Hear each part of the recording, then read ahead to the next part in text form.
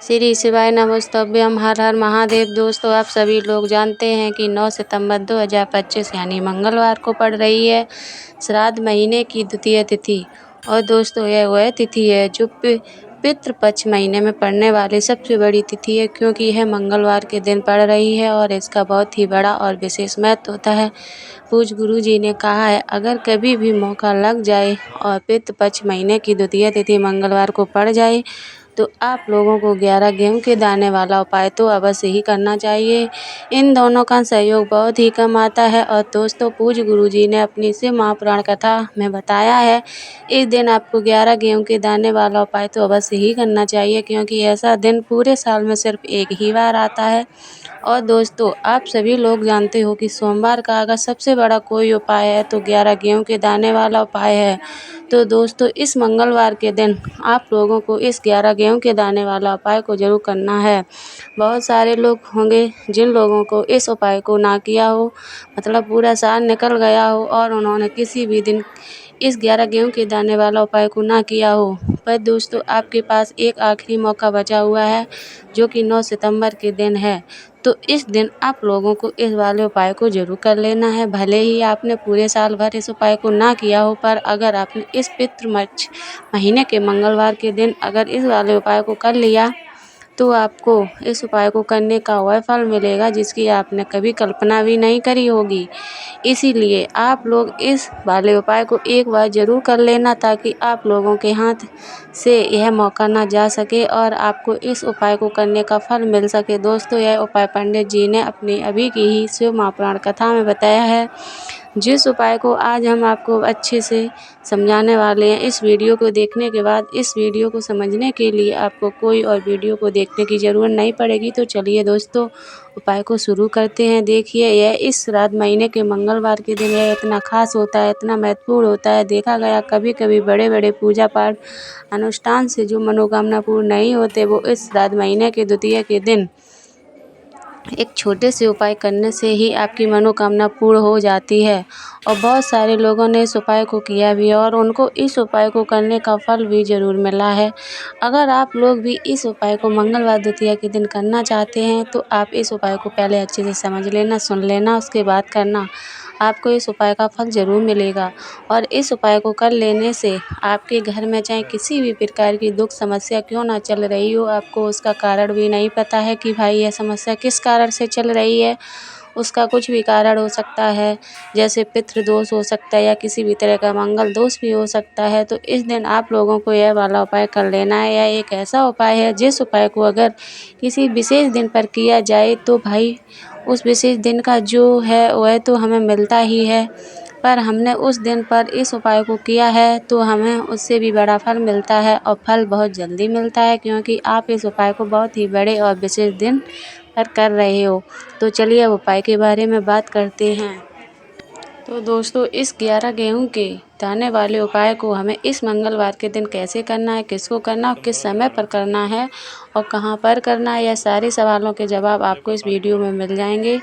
और जो यह वीडियो देखेगा भाई, उसको 11 गेहूं के दाने वाला उपाय ज़रूर करना चाहिए, क्योंकि इस दिन एक गेहूं के दाने का भी बहुत ही बड़ा और विशेष महत्व होता है। और जब बात आ जाए 11 गेहूं के दाने की तो सोने पे सुहागा वाली बात हो जाती है और यह एक बहुत ही बड़ी उपाय हो जाता है इस मंगलवार द्वितीय तिथि का। अब हम समझते हैं इस वाले उपाय को हमें करना किस समय है। इस 11 गेहूं के दाने वाले उपाय को हमें इस मंगलवार के दिन करना किस समय, तो यह देखिए, इस उपाय को करने का जो समय है वो सुबह का समय है और शाम का भी है। अब देखिए, यहाँ पर हम मुख्य रूप से सुबह का समय नहीं बोलेंगे, क्योंकि 9 सितंबर मंगलवार द्वितीया का दिन है और इस दिन प्रदोष काल के समय का बहुत महत्व होता है। बाकी अगर सुबह के समय भी करेंगे तो भी अच्छा होगा, उसमें कोई भी दिक्कत वाली बात नहीं है। तो चलिए जानते हैं इस विशेष उपाय के बारे में। लेकिन उससे पहले एक प्रार्थना, अगर आप इस चैनल पर नए हो तो इस वीडियो को लाइक कर दें और चैनल को सब्सक्राइब करें तो चलिए अब हम अपने सबसे पहले उपाय की बात कर लेते हैं। देखो, गुरु जी ने कहा है कि अगर मंगलवार के दिन श्राद्ध महीने की द्वितीय तिथि पड़ जाए तो इस दिन आपको 11 गेहूं के दाने वाला उपाय तो अवश्य ही करना चाहिए। देखो, यह उपाय यदि आपके जीवन में कर्जा बहुत अधिक है, आपके जीवन में संकट बहुत अधिक रहते हैं, आपके ऊपर बहुत अधिक विपदा आ रही है, बार बार आपको अपने व्यापार में और अपने धन में हानि देखने को मिल रही है, यानी कि आपको प्रत्येक कार्य में हानि हो रही है, तो आपको यह उपाय करना चाहिए। देखिए, इस उपाय के लिए आपको 11 गेहूं के दाने आपको लेने हैं, ठीक है। 11 दाने लेने के बाद आपको ज़रूरत होगी चावल के दानों की। 11 चावल के दाने और 11 गेहूं के दाने, और चावल के दाने खंडित नहीं होने चाहिए। अब आप कहोगे भैया गेहूँ कहाँ से लेने हैं? देखो, आपको किसी भी किराना स्टोर पर गेहूँ के दाने आपको आसानी से मिल जाएंगे, जाकर ले लेना, ठीक है ना। 11 गेहूँ 11 चावल के दाने लेने हैं। साथ ही साथ आपको एक तांबे का लोटा लेना है और उस तांबे के लोटे में आपको जल भरना है। जल आपका खुद के घर का होना चाहिए, मंदिर का हो नहीं होगा।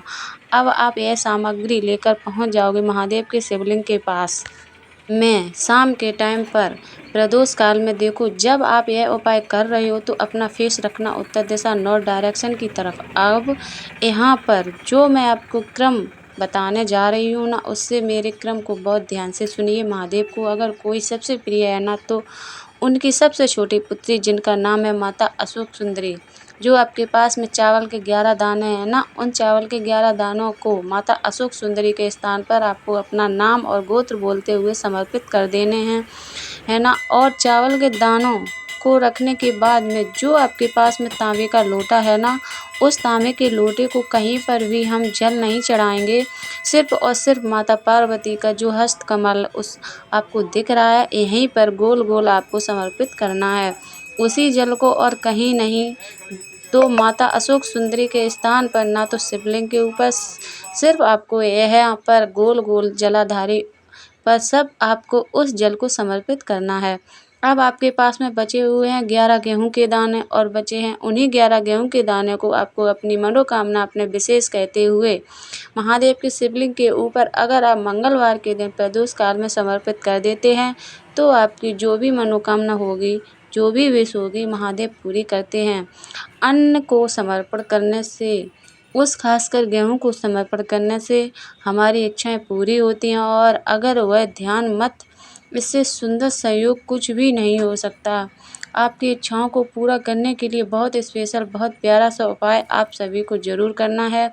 ध्यान में रखिएगा, यह उपाय प्रदोष काल में करना है। देखो, गुरु जी ने कहा है भगवान शिव के शिवलिंग पर 33 कोटि देवी देवताओं का वास होता है।